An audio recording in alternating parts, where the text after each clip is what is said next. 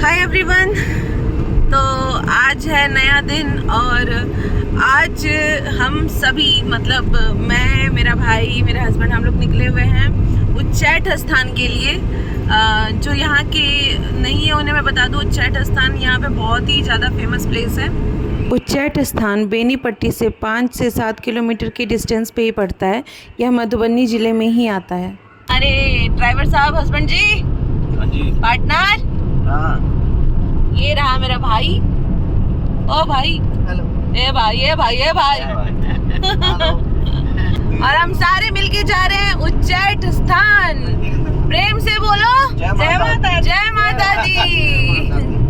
ये देखो बिहार की शाही सवारी। तुमको क्या हो गया?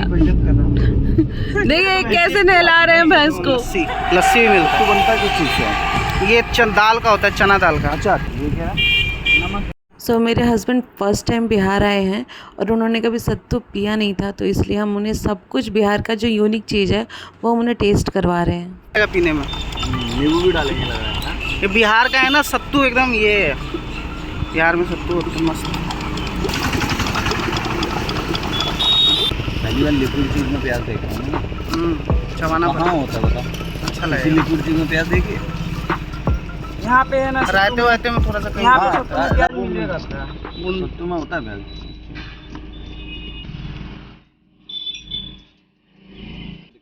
प्याज खूब लगेगा। मिर्च थोड़ी हल्की ही रखना। एक में कम डाल दीजिए।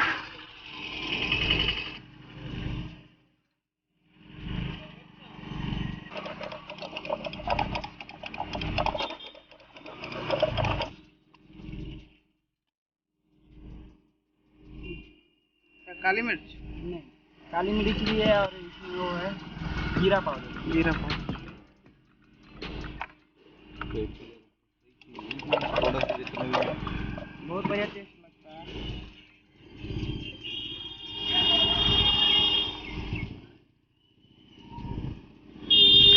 मेरा एकदम इससे है ना खत्म ही हो जाता है पूरा। अरे नहीं होता, 2 घंटा के बाद तो भूख लगवे करेगा। नहीं भाई, रहने दे भाई। और हम तो वहीं के भर दिन में देखते हैं, हम दुकान खोले हुए हैं ना, फिर भी हम भर दिन में 2-3 बार जरूर पीते हैं, लेकिन फिर भी हम खाना टाइम से खाते हैं। 1 बजे पूरा हमको, ताकत होता है हाँ इसमें। 1 बजे हमको भूख- चना है ना पूरा हाँ। प्रोटीन से भरपूर।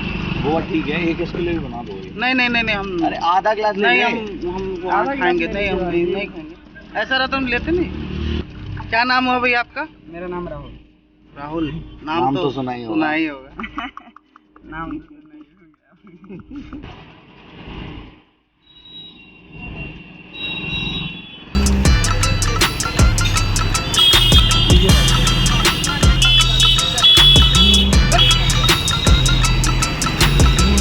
देखिए आप, ये भूख नहीं लगता है पीने के बाद। कैसा है? बढ़िया चीज है यार। सही है ना? और सबसे दाल का है, चाय पियो। अगर सुबह सुबह इसको पी लीजिए ना तो पेट पूरा साफ कर देता है और बहुत सुपाच्य चीज 2 घंटे के लिए चना है, रिलैक्स। पिसा हुआ चना। और बीच में प्याज व्याज आता है को चबाते जाइए। सो ये है मंदिर का फर्स्ट एंट्री गेट। यहाँ से हम मंदिर में प्रवेश करते हैं। इस मंदिर को महारानी स्थान के नाम से भी जाना जाता है, मतलब इसे देवी स्थान, दुर्गा स्थान, महारानी स्थान, उच्चैठ स्थान, इन सब के नाम से जाना जाता है। अंदर जाने पे कुछ शॉप्स आते हैं, मतलब अच्छे अच्छे शॉप्स है जहाँ पे से आप अपने प्रसाद को ले सकते हो, आप अपनी पूरा डलिया बनवा सकते हो। हर एक रेट के प्रसाद अवेलेबल थे और वहाँ पे आप अपने स्लीपर्स को भी खोल करके रख सकते हो। तो हम यहाँ पे उच्चैठ स्थान आ चुके हैं और पूजा की थाली भी ले ली है मैंने। मीनवाइल दादी और सुषमा कह रहे कि वो उन्हें घर जाना है तो उनके लिए कुछ खाना पैक करवा रहे हैं पहले, और पहले हम उन्हें भेज देंगे और फिर वापस हम अंदर जाएंगे दर्शन करने।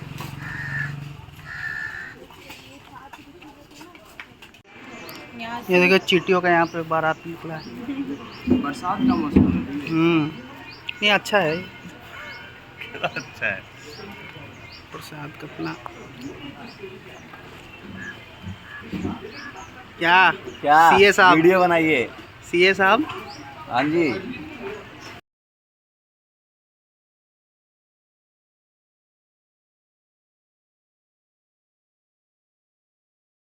तो ये है मंदिर का प्रांगण, जो अंदर का प्रांगण होता है ये वो है। इस मंदिर में दुर्गा माता खुद से प्रकट हुई थी और कालिदास जी को वरदान दिया था। इस वजह से इस मंदिर का इम्पोर्टेंस बहुत ज़्यादा है। और हम यहाँ पे सबसे पहले हमने यहाँ पे से जल लिया था। ये तालाब है, मंदिर के प्रांगण में ही ये तालाब है, पोखर है। तो हमने सबसे पहले यहाँ से जल को भरा था और फिर हम ऊपर गए थे।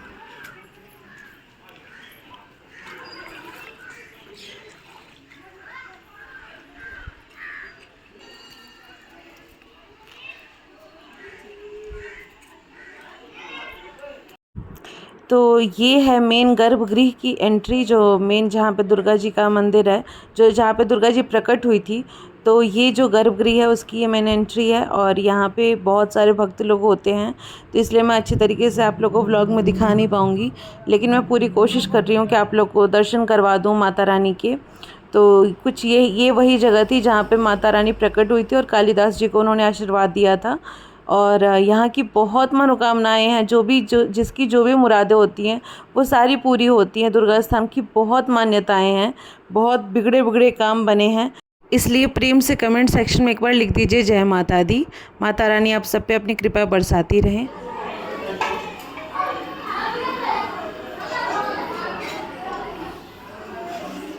तो यहाँ देवी माँ के गर्भगृह के जस्ट सामने ही पशु बलि दी जाती है, बकरी की बलि दी जाती है और बड़ा सा घंटा भी है वहाँ पे। और छोटे छोटे बच्चे जो मिथिलांचल के हैं वो सारी चूड़ा दही का सेवन कर रहे हैं। मिथिलांचल में बहुत फेमस नाश्ता है चूड़ा दही।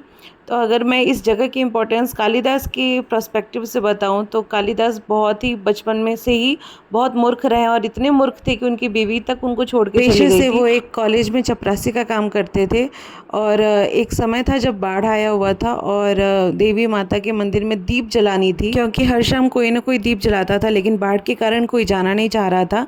तभी कुछ बच्चों ने उन्हें चढ़ा दिया था और उन्हें भेज दिया था और उनसे कहा था कि जा कर के तुम दीप जलाओ और एज अ प्रूफ तुम कुछ प्रूफ भी लेकर के आओ कि हाँ तुमने दीप जलाया है। तो एज अ प्रूफ उन्होंने दीप की कालिक को ही माता रानी के चेहरे पर मल दिया था, जिसकी मतलब वो इतने सादे थे, इतने सिंपल थे, इतने भोले भाले थे कि माता रानी इस बात पे प्रसन्न हो गई थी और उन्हें आशीर्वाद स्वरूप बोला था कि तुम बताओ तुम क्या चाहते हो। तो उन्होंने बस इतना ही कहा था कि मुझे सब मूर्ख बोलते हैं तो मैं मूर्ख नहीं रहना चाहता। और माता रानी ने उसी समय वरदान दिया कि ठीक है, तुम आज रात में जितने भी पुस्तकें टच कर दोगे, पलट दोगे, वो सब तुम्हें कंठस्थ हो जाएंगी। तो फिर क्या था, कालिदास जी घुस गए कॉलेज की लाइब्रेरी में और सारी की सारी पुस्तकें उन्होंने पढ़ डाली, रट डाली और उस समय से एक मूर्ख कालिदास बन गए हमारे संत महान कवि कालिदास जी। सो मंदिर के बाहर बहुत अच्छे अच्छे कॉस्मेटिक के शॉप्स थे, चूड़ी सिंदूर बिंदी जो धाम के होते हैं वो बहुत प्यारे प्यारे थे। तो मैंने यहाँ से थोड़ा बहुत परचेजिंग भी करी है। वेट मैं आपको दिखाती हूँ। हाँ, सिंदूर बिंदी चूड़ियाँ ये सब शुभ होती है। तो मैंने यहाँ पर से धाम के लिए ले लिया है, धाम पर से ले लिया है माँ के लिए।